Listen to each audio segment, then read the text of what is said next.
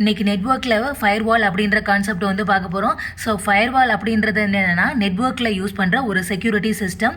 இந்த ஃபயர்வாலில் வந்து free define security rules வந்து டிஃபைன் பண்ணிடுவாங்க. அதாவது நெட்வொர்க்கில் யாரை வந்து அலோவ் பண்ணணும் அலோவ் பண்ணக்கூடாது அப்படின்ற ஃப்ரீ டிஃபைன் செக்யூரிட்டி ரூல்ஸ் வந்து டிஃபைன் பண்ணிடுவாங்க. அதுக்கு தகுந்த மாதிரி வந்து ஃபயர்வால் வந்து இன்ஸ்பெக்ட் பண்ணும்.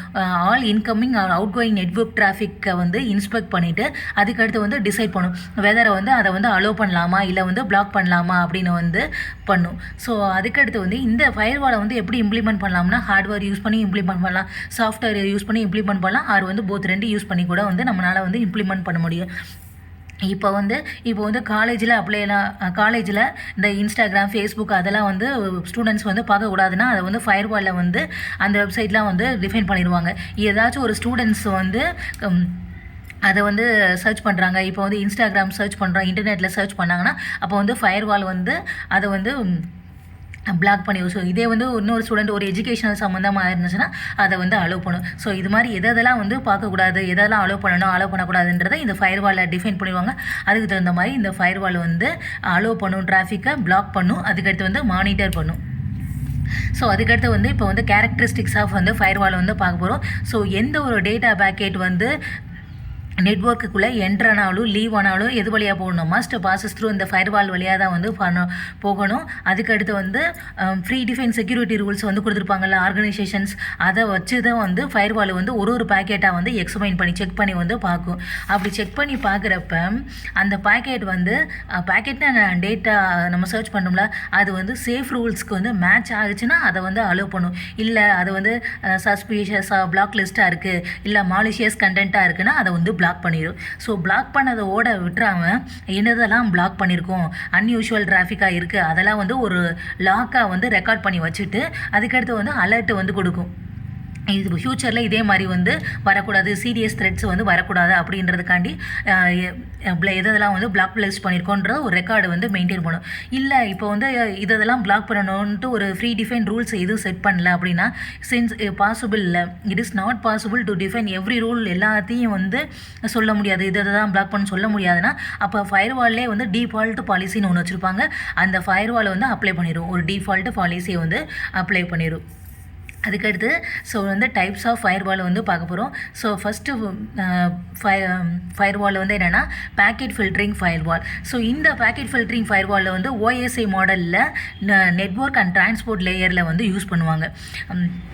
இதை வந்து ஒரு பேக்கெட்டையும் இந்த ஃபயர்வாலில் ஐபி அட்ரஸையும் போர்ட் நம்பரை வச்சு தான் வந்து ஒரு பேக்கெட்டையும் வந்து இண்டிவிஜுவலாக வந்து இன்ஸ்பெக்ட் பண்ணி டிசிஷன் எடுப்பாங்க, அதை அலோவ் பண்ணலாமா வேணாமா அப்படின்ட்டு.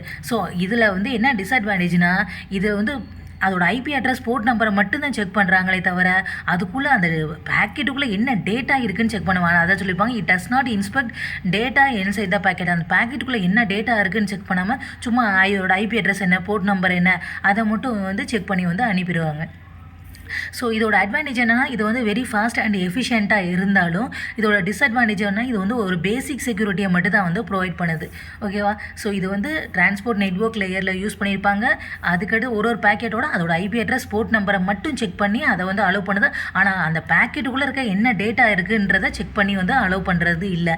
ஸோ ஸ்க்ரீன்ஷாட் எடுக்கணும்னா வந்து எடுத்துங்க. இது வந்து ஃபாஸ்ட் எஃபிஷியண்ட்டாக இருக்கும், ஆனால் வந்து பேசிக் செக்யூரிட்டியை மட்டும் தான் வந்து இது வந்து ப்ரொவைட் பண்ணுது. ஸோ அதை தான் சொல்லியிருப்பாங்க. ஸோ டயக்ராமாக ஏதாச்சும் ஒரு பேக்கெட் வந்துச்சுன்னா அந்த ஃபயர்வால் அதோட ஐபி அட்ரஸ் போர்ட் நம்பரை மட்டும் செக் பண்ணி அதை வந்து அலுவா டெனியா அப்படின்னு வந்து பண்ணுது. ஸோ நெக்ஸ்ட்டு ஃபயர்வால் வந்து என்னென்னா ஸ்டேட்ஃபுல் இன்ஸ்பெக்ஷன் ஃபயர்வால். ஸோ இது வந்து எங்கே யூஸ் பண்ணுறாங்கன்னா ஓஎஸ்ஐ மாடலில் அப் டு இந்த அப்ளிகேஷன் லேயர், டிரான்ஸ்போர்ட் லேயர் அந்த மாதிரி இருக்கலாம், அப் டு வந்து செஷன் லேயர் வரைக்கும் வந்து யூஸ் பண்ணுறாங்க. ஸோ இதில் வந்து என்ன செய்வாங்கன்னா இது வந்து பேக்கெட் ஃபில்டரிங் ஃபஸ்ட்டு பார்த்த பேக்கெட் ஃபில்டரிங் ஃபயர்வால் வந்து ஐபி அட்ரஸ் போர்ட் நம்பர் இது ரெண்டு மட்டும் தான் வந்து செக் பண்ணுச்சு. இது வந்து என்ன செக் பண்ணுன்னா track entire life cycle of network communication, எங்கேருந்து வருது, என்ன ப்ரோட்டோக்கால் யூஸ் பண்ணியிருக்காங்க, அது மாதிரி எல்லாத்தையும் வந்து செக் பண்ணிட்டு தான் வந்து அலோவ் பண்ணி எல்லாத்தையும் வந்து டெனி பண்ணுது டிராஃபிக். அதை தான் வந்து ஸ்டேட் ஆஃப் ஆக்டிவ் கனெக்ஷன், அதாவது entire life cycle of network connections எல்லாத்தையும் வந்து செக் பண்ணிட்டு தான் வந்து அலோவ் பண்ணும். ஸோ இதுக்கடுத்து வந்து என்ன செய்யும்னா இது வந்து ரிமெம்பர் பாஸ்ட் டிராஃபிக், இதுக்கு முன்னாடி எங்கள் டேட்டாலாம் எங்கேருந்து வந்துச்சு, எங்கேருந்துலாம் வந்து சர்ச் பண்ணியிருக்காங்க என்னது அப்படின்ற ஃபாஸ்ட் டிராஃபிக்கையும் ஒரு ஸ்டேட் டேபிள் க்ரியேட் பண்ணி அதில் வந்து டேட்டாவை வந்து மெயின்டைன் பண்ணும்.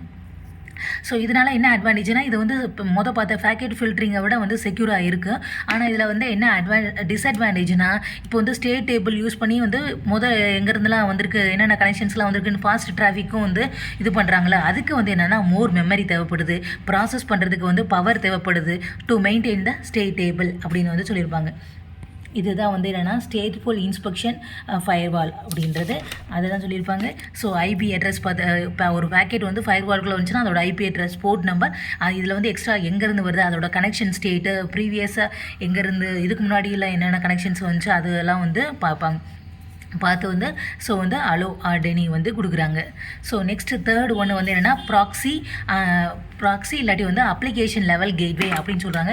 ஸோ இது வந்து எங்கே ஒர்க் ஆகுதுன்னா OSI மாடலில் அப்ளிகேஷன் லேயரில் வந்து ஒர்க் ஆகும். ஓகேவா? ஸோ இதில் வந்து இது வந்து எப்படி இன்ஸ்பெக்ட் பண்ணோம்னா அப்ளிகேஷன் ஸ்பெசிஃபிக் டிராஃபிக்கை வந்து இது பண்ணும். அதாவது HTTP, FTP, அதாவது ஐபி அட்ரஸ், போர்ட் நம்பர் மட்டும் தான் அது பார்த்து. இது வந்து ஹெட்டர், HTTPயோட ஹெட்டர் இன்ஃபர்மேஷன் எந்த URLலேருந்து வருது, அலோவ் பண்ண வெப்சைட்லேருந்து தான் வருதா, என்ன மாதிரியான ஃபைல் அப்லோட் பண்ணியிருக்காங்க, என்ன மாதிரியான ஃபைலை டவுன்லோட் பண்ணுறாங்க, ஃபைலோட என்ன ஃபைல் டைப் யூஸ் பண்ணுறாங்க, அந்த மாதிரிலாம் வந்து இது பண்ணுறது தான் வந்து இந்த அப்ளிகேஷன் லெவல் கேட்வே. ஸோ இங்கே வந்து என்ன யூஸ் பண்ணுவோம், ஒரு ப்ராக்ஸி இருக்கும். இட் ஆக்டஸை இந்த அப்ளிகேஷன் லெவல் கேட்வே இருக்குல்ல, அது வந்து இன்டர்மீடியேட் ப்ராக்ஸி பிட்வீன் கிளைண்ட்டுக்கும் அதாவது டெஸ்டினேஷன் சர்வருக்கு இடையில் வந்து இந்த ப்ராக்ஸி வந்து இருக்கும்.